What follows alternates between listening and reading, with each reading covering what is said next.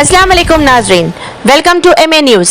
देखिए, जो आज सुबह में यूएस ने ईरान के 3 या 4 न्यूक्लियर साइट्स पर जो अटैक किया है वो इंटरनेशनल लॉ का वायलेशन है, यूनाइटेड नेशन चार्टर का वायलेशन है, एनपीटी का वायलेशन है और ख़ुद यूनाइटेड स्टेट्स का जो संविधान है, आइन है, कॉन्स्टिट्यूशन है, उसका वायलेशन है। क्योंकि उनका संविधान आइन ये कहता है कि बग़ैर उनके कांग्रेशनल परमिशन के कोई उनका मुल्क, उनका देश जंग नहीं कर सकता।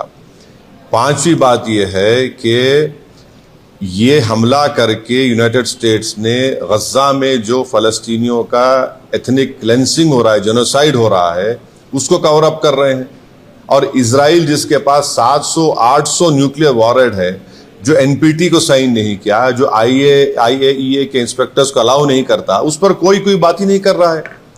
और छठी बात यह है कि मेरी बात लिख के रख लीजिए कि 5-10 साल में ईरान 90% यूरेनियम का एनरिचमेंट करेगा, 90% करेगा। नहीं रोक सकते ईरान को। अब ईरान एनपीटी से निकल जाएगा और एनरिचमेंट करेगा। और साथ ही साथ उसका यह असर होगा आज की बॉम्बिंग के बाद कि जितने उस देश में, जितने अरब ममालिक बोलिए, मुस्लिम कंट्रीज बोलिए, जो उस खित्ते में है, वो सब लोग अब फैसला करेंगे कि हमको इजराइल के ब्लैकमेलिंग से, इजराइल की हेजेमनी से बचने के लिए हमको अब न्यूक्लियर वेपन्स बनाना पड़ेगा। वो भी आप नहीं रोक पाएंगे। और अमेरिका के इंटेलिजेंस ने खुद कह दिया कि अब ईरान के पास कुछ नहीं है। तुलसी गबार्ड का स्टेटमेंट है।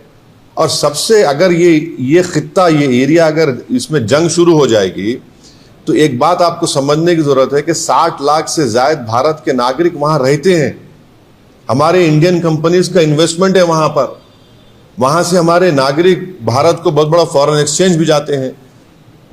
अनलाइक नॉर्थ अमेरिका के, वहां तो इनकम टैक्स भी नहीं लिया था उनसे।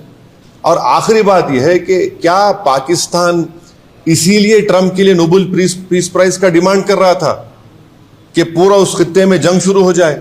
क्या इसीलिए उनके जनरल जाकर लंच खा के आए थे वहां पर कि पूरे इस इलाके में आग लग जाए, जंग शुरू हो जाए वहां पर?